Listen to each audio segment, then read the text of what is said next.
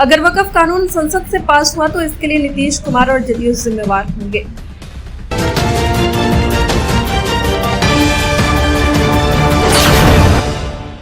नमस्कार, मैं अंजना शर्मा और आप देख रहे हैं बेगूसराय न्यूज प्लेटफॉर्म। आइए शुरुआत करते हैं आज की खास खबर से। 2015 में नीतीश कुमार को मुख्यमंत्री बनाने में मुसलमानों का बड़ा योगदान था। आज नीतीश कुमार उनके साथ वादा खिलाफी कर रहे हैं। जनसुराज के सूत्रधार प्रशांत किशोर ने वक्फ बिल पर अपनी प्रतिक्रिया देते हुए कहा कि जनसुराज वक्फ कानून के खिलाफ है। अगर मुस्लिम समुदाय को विश्वास में लिए बिना वक्फ कानून पारित किया जाता है तो यह पूरी तरह से गलत होगा। हमारे संविधान निर्माताओं द्वारा अल्पसंख्यक समुदाय को दिए गए अधिकारों में किसी भी तरह का हस्तक्षेप, वह भी समाज की असहमति के बाद, कतई उचित नहीं है। मुस्लिम समुदाय की सहमति के बिना वक्फ विधेयक में संशोधन करना हमारे संविधान निर्माता द्वारा उनके अधिकारों की रक्षा के लिए किए गए वादे का उल्लंघन होगा। अगर वक्फ कानून पारित हो गया तो जदयू नेताओं का खुद को गांधी और लोहिया का अनुयायी कहना गलत होगा। प्रशांत किशोर इसके साथ ही उन्होंने कहा कि अगर वक्फ कानून पारित होता है तो इसके लिए भाजपा से ज्यादा नीतीश कुमार और उनकी पार्टी जदयू के सांसद जिम्मेदार होंगे।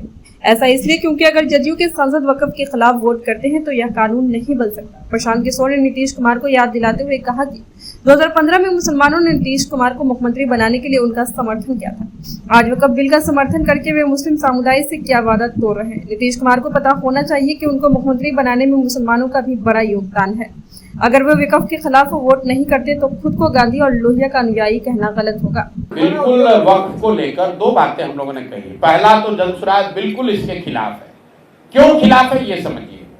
वक्फ का कानून ठीक है खराब है वो अलग बात है। हम लोग इसलिए खिलाफ हैं कि हम लोगों का ऐसा मानना है कि जब देश बनाते समय समाज के जिन वर्गों के साथ जो वादे किए गए वो आपके हमारे पुरखों ने वो वादे किए हैं। इस देश के फाउंडिंग फादर्स ने वो वादे किए। अगर उन्होंने कहा कि देश सेकुलर रहेगा तो आपके हमारी ये जिम्मेवारी है कि उन वादों के प्रति हम ईमानदार रहें, वादा खिलाफी न करें। अगर संविधान में जो बात कही गई है उसमें कोई परिवर्तन आप लाना चाहते हैं तो जिस वर्ग को वो परिवर्तन प्रभावित करेगा उस वर्ग को जब तक आप कॉन्फिडेंस में नहीं लेंगे तब तक वो मान्य नहीं होगा। आप मुसलमानों की बात छोड़िए, किसानों के लिए मोदी जी ने एक कानून बनाया, किसान उससे सहमत नहीं हुए तो क्या पूरे देश में उसका विरोध नहीं हुआ? क्या किसानों पर बनाए गए कानून को उनको वापस नहीं लेना पड़ा? इसलिए हम लोग वक्फ के खिलाफ में हैं क्योंकि ये वादा खिलाफी है। उन मुसलमान भाइयों के साथ वादा खिलाफी है जिनको देश के बनते समय ये वादा किया गया कि भाई आपके इन चीजों के साथ छेड़छाड़ नहीं की जाएगी या देश सेकुलर बना रहेगा। तो हम लोग हर परिवार में भी कहते हैं कि अपने बाप दादा के कहे हुए बात का सम्मान करना ये सनातन धर्म की रिवायत है। मुसलमानों की तो कोई बात ही नहीं है इसमें। और जो कानून बन रहा है, भाजपा वाले तो दोषी है ही, ये तो हिंदू मुसलमान करते ही है, मुसलमानों को डराने का प्रयास करते हैं। लेकिन इसका बड़ा दोष नीतीश कुमार के सर पर भी है क्योंकि आज अगर नीतीश कुमार वक्फ के पक्ष में न खड़े हों, उसके लिए वोट न करें तो ये कानून नहीं बन सकता है क्योंकि दिल्ली की सरकार उनकी मेजॉरिटी नहीं है। इनके सांसद जो बिहार से जीत कर गए हैं, अगर ये लोग वक्फ के पक्ष में वोट न दें तो किसी भी हालत में कानून नहीं बन सकता है। इसलिए नीतीश कुमार जी से, उनके दल के लोगों से मेरा आग्रह है कि अभी से भी जगिए।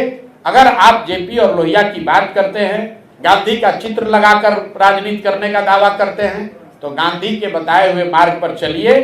गलत बात मत कीजिए, वादा खिलाफी मत कीजिए। भाजपा को भले मुसलमानों ने न बनाया हो लेकिन नीतीश कुमार को मुसलमानों ने बनाया है। जहां पर आज नीतीश कुमार बैठे हुए हैं, 2015 में जब इनकी बुरी तरह हार हो गई थी, मेरी मदद से चुनाव लड़ रहे थे, तब अगर मुसलमानों ने, बिहार के मुसलमानों ने नीतीश कुमार के पक्ष में, महागठबंधन के पक्ष में वोट नहीं किया होता तो आज नीतीश कुमार कहीं नहीं रहते।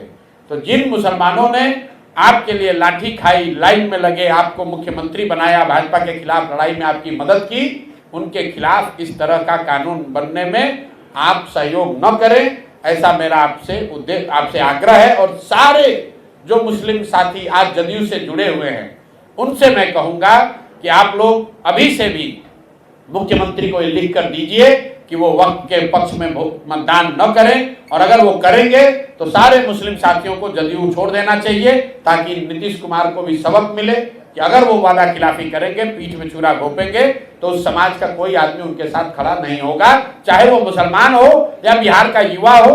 आप अगर वादा खिलाफी करते हैं तो लोकतंत्र में हम लोग के पास यही अधिकार है कि हम लोग आपका साथ छोड़ दें, आपका साथ न दें, आपको वोट न दें, आपके साथ खड़े न हो। पटना से बेगूसराय न्यूज प्लेटफॉर्म के लिए विष्णु प्रिया की खास रिपोर्ट। खबरों में अब तक के लिए बस इतना ही। फिर होगी आपसे मुलाकात ऐसी एक खास खबर के साथ।